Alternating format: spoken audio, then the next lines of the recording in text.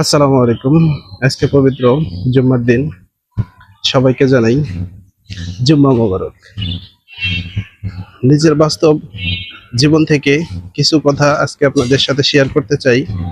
ব্যক্তিগত জীবনে honours masters complete করছি 2016 সালে।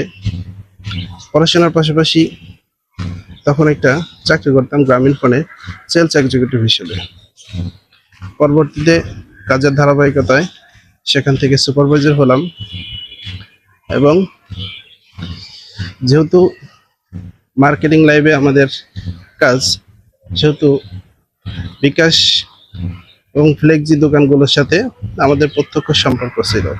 সরাসরি তাদের সাথে কথোপকথন হতো এবং এই ব্যবসা সম্পর্কে মোটামুটি ভালো একটা ধারণা ছিল।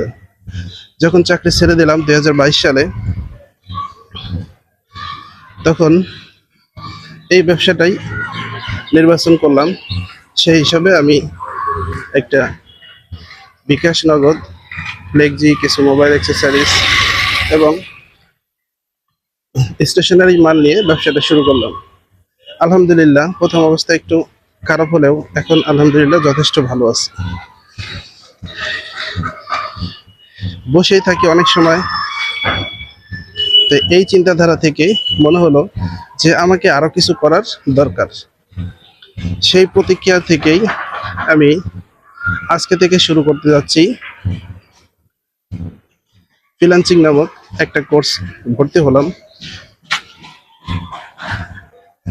যেটা আজকে আমার 3:30 ক্লাস শুরু হবে। একটা প্রবাদ আছে, যেখানেই দেখবে চাই, পুরাইয়া দেখো তাই, পাইলেও পাইতে পারো অমূল্য রতন।